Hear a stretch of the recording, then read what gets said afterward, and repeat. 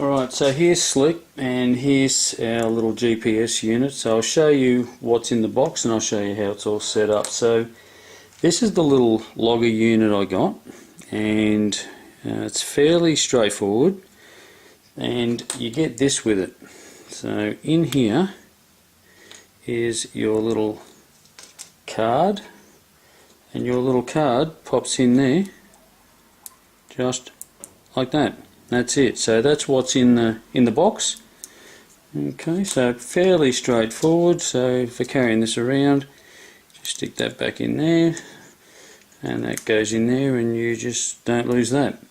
So what you do, how that's powered up at the moment, this one as an example, you've got your positive and negative, that just plugs into a spare set of pins on your board. Then out of this, what you need is your transmit. So you're transmitting from here, and on these pins here there's positive and negative, and then there's a receive.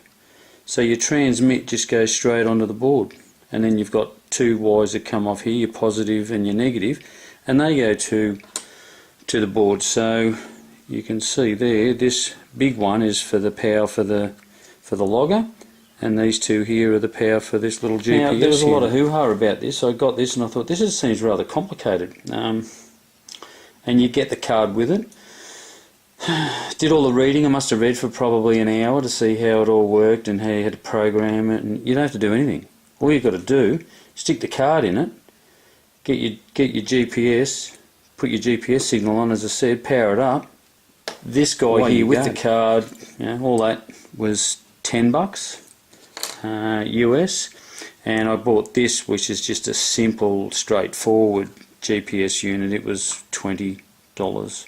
So for $20 and for 10, so about $30, you can get yourself a decent data logging system, so you can have a look and see how fast you've gone and where you've flown. The beauty of this is when you take it out, you download it, you convert it on a website, which I'll show you, and it pulls it into Google Earth, and you can have either satellites or speed or nothing and just see exactly where you've flown. So that's Slick.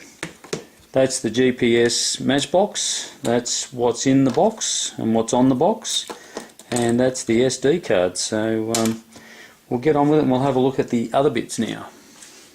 Again, we got signal there, so the green's flashing. Hopefully you can see that. Sound like I've got a very big helicopter coming over. The rescue guy.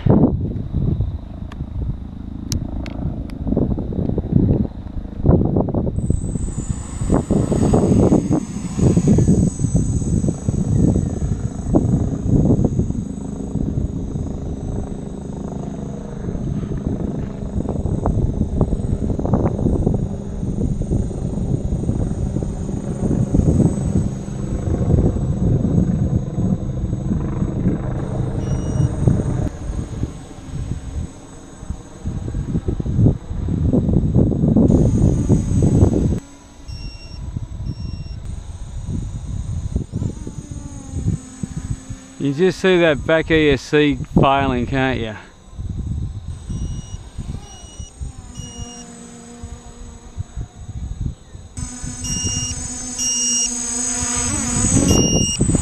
So now you've come back home, you've got your little SD card out, you've stuck it in a reader, you've stuck it in your computer, and this is what you get. You get a config file. Now this sets up automatically. So it's already read the baud rate of the GPS unit, which is 38400, and it's got a little bit of code there, and these are the two flights that I did there. So if I take that flight, and you can see all the data in there, what I do now is I go to this site here, and I choose my file. I go 34, and I call it Slick Test, and I submit it. See, it's converting it, and it'll say that it's got a lot of GPS signal, and it's converted into a file there. If I click on that now, we'll open Google Earth. Here that's Slick. I'll shut that so we can see where we are. And here we are here. So if we go over the farm a bit more,